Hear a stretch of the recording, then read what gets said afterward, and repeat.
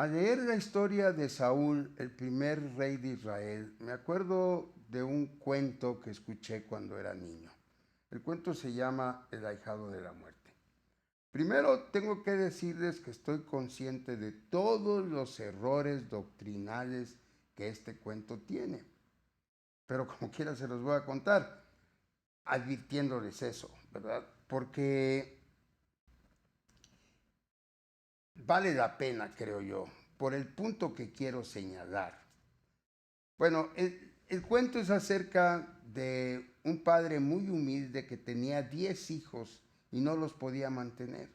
Y para colmo, dice el narrador del cuento, la cigüeña le trajo otro hijo.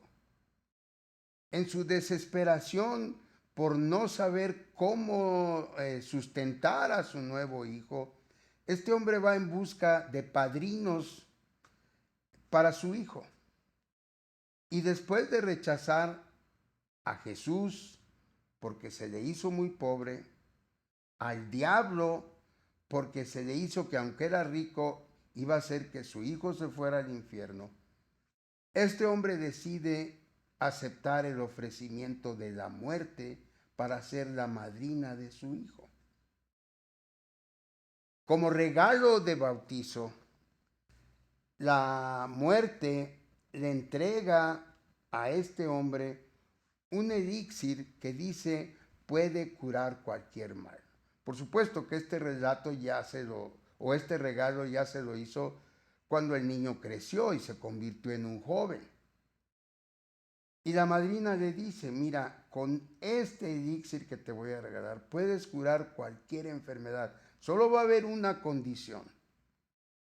Cuando entres tú al cuarto de un enfermo y me veas a los pies de la cama del enfermo, nadie más me va a ver más que tú.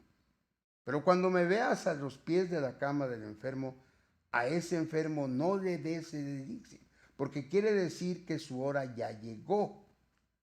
¿Entiendes lo que te digo? Sí, madrina, sí entiendo. Pasa el tiempo y el joven empieza a usar el elixir y su fama se empieza a propagar y se vuelve muy rico, pero muy codicioso, porque a las personas que ayudaba les cobraba con todo lo que poseían y dejaba mucha gente en la miseria. Conforme él se iba haciendo cada día más y más rico y más poderoso. Un día, el rey de esa comarca enfermó y mandó llamar a este médico famoso, porque su fama había llegado hasta oídos del rey y de los consejeros del rey. Ni tardo ni perezoso, el joven va al palacio real, entra a la alcoba del rey y ¿cuál es su sorpresa? Que a los pies de la cama, invisible para todos, menos para él, está su madrina, la muerte. Él la ve y le dice, no, madrina, ¿cómo me vas a dejar o cómo no me vas a dejar sanar al rey? Además, el rey ya ha prometido que el que lo sane va a heredar una de sus provincias y le va a dar la mano de su hija, la princesa, en casamiento. Y es una mujer hermosa, madrina, perdóname, pero te voy a desobedecer. Le da el elixir al rey y el rey se salva, el rey se sana. Cuando regresa a su casa, está su madrina con una mirada furibunda clavada sobre él. Y el reclamo viene, ¿por qué me desobedeciste? Sabías que no lo podías hacer. Madrina, perdóname, por favor, perdóname. Te juro que no lo vuelvo a hacer. A lo que la muerte responde, solamente porque eres mi ahijado, te voy a perdonar esta vez. Pero si lo vuelves a hacer, no habrá poder humano que te libre de mi castigo. No tengas problema, madrina, no lo va a hacer. El tiempo pasa, el médico se casa con su esposa, vive una vida de ensueño por un tiempo hasta que la princesa cae enferma. Y tiene que enfrentar ese dilema de darle el elixir a ella para sanarla. Y sucede lo mismo que sucedió con el rey. Cuando él entra a la alcoba, ve a la muerte a los pies de la cama de su esposa. Y la manera de pensar de este joven es: no, madrina, no puedo dejar que te lleves a mi esposa. Mírala, es preciosa, es hermosa. ¿Cómo voy a dejar que la mates? No. Y le da el elixir. Al siguiente momento, este joven está al lado de su madrina en una caverna enorme, oscura, iluminada solamente por una infinidad de velas. Varias de esas velas estaban casi nuevas. Otras de las velas estaban más cortas y otras a punto de extinguirse. El muchacho pregunta: ¿qué son esas velas, madrina? Esas velas, dice la muerte, representan las almas de todas las personas que viven en el mundo. Las velas más grandes son las de los niños. Las velas más pequeñas son de las personas mayores. Y las que ves que están a punto de extinguirse son las velas de las personas que están a punto de morir. ¿Y cuál es la mía?, dice el ahijado. Esa que está ahí. Y la muerte señala a una que estaba por extinguirse. No, madrina, esa no, por favor, esa no. Te dije lo que iba a pasar si me volvías a desobedecer, dice la muerte. Pero, madrina, no puede ser, dame otra oportunidad. Dame un año más de vida, un mes, un día más.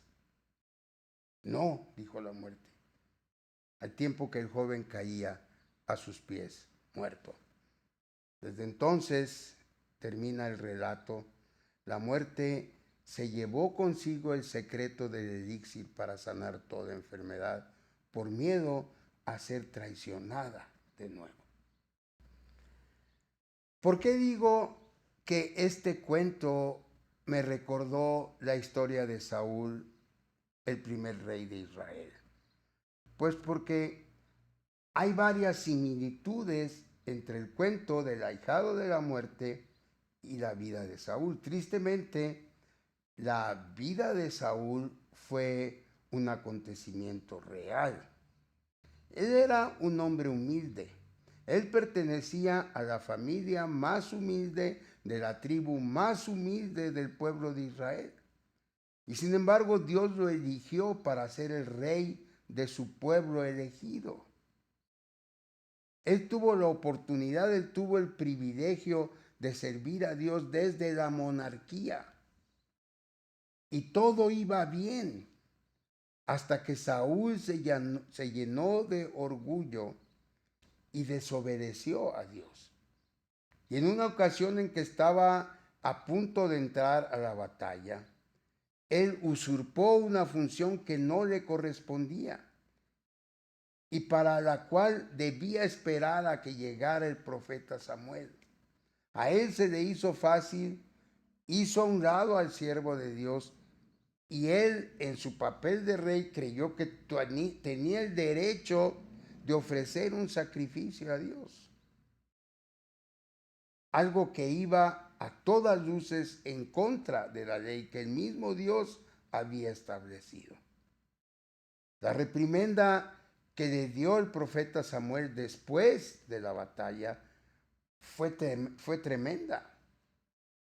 Y Samuel le dijo: si hubieras obedecido a Dios, Él hubiera confirmado tu trono y tus descendientes te sucederían una vez que tú hubieras muerto. Pero como desobedeciste a Dios, tu reino va a ser traspasado a alguien más digno que tú.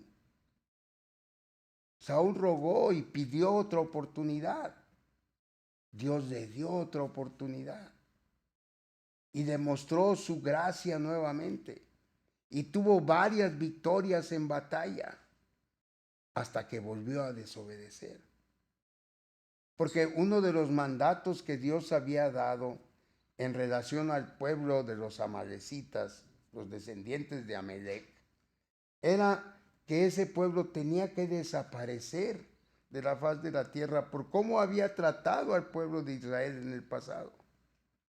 Y la orden para Saúl al atacar a los amalecitas era destruir a la ciudad, destruir toda vida que hubiera ahí, junto con el ganado, y no tocar nada de los tesoros que había ahí. A Saúl se le hizo fácil, dejó con vida a las mujeres, dejó con vida todo el ganado y tomó de los tesoros de la ciudad. Cuando él va a encontrarse con Samuel, Samuel le dice, ¿cómo te fue? Bien, me fue muy bien. ¿Hiciste lo que Dios te mandó? Claro. Y entonces, ¿cómo es que oigo yo vacas y becerros que están bailando y están maullando? No maullando, el sonido que hace la vaca, ya no me acuerdo cómo es. Pero ¿por qué oigo yo animales? ¿Qué es todo ese bullicio que yo escucho? Ah, dice Saúl, es que pues yo pensé que tendríamos más animales para ofrecer sacrificios a tu Dios. Y yo pensé que estos tesoros iban a incrementar el tesoro de tu Dios, por eso los conservé. Pretextos. Samuel le dice a Dios, él prefiere la obediencia a 1,000,000 de vacas. Prefiere la obediencia a toneladas de oro. Neciamente has hecho, porque con eso has sellado tu destino y Dios te ha desechado.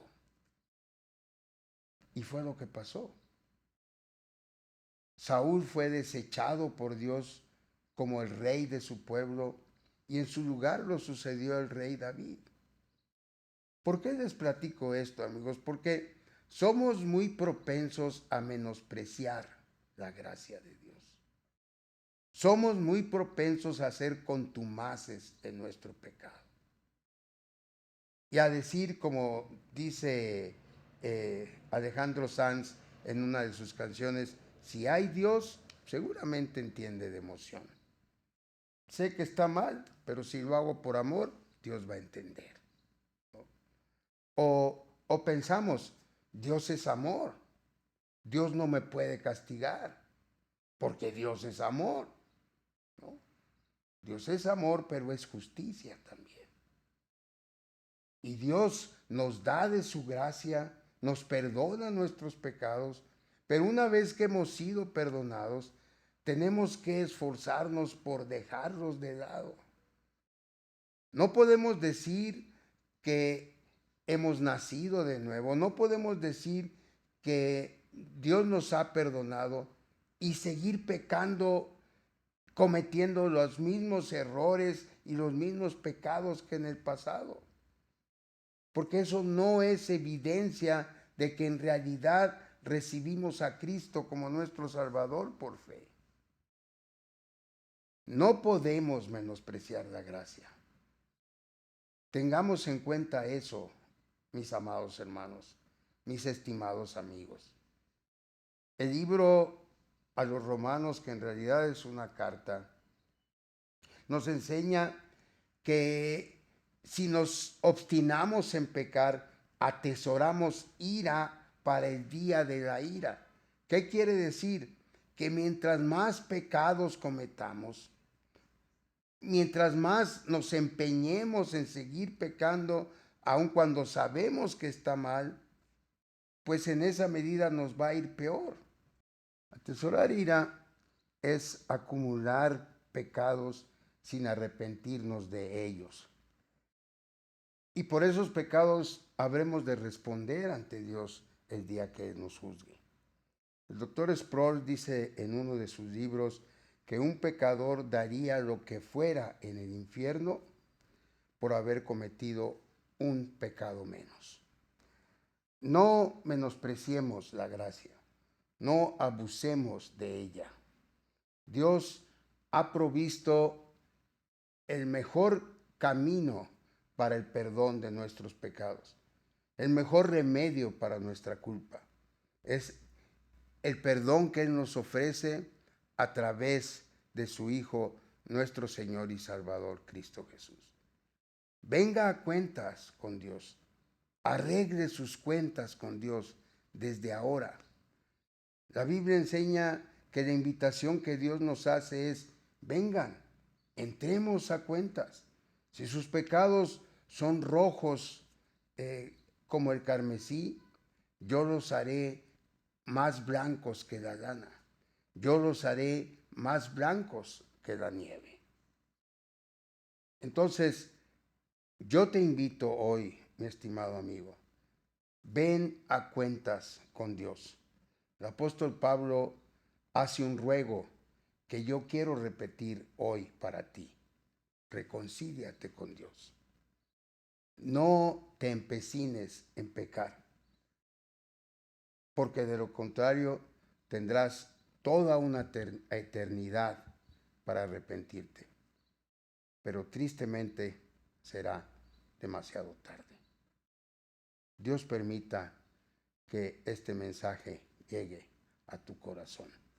Un abrazo y bendiciones.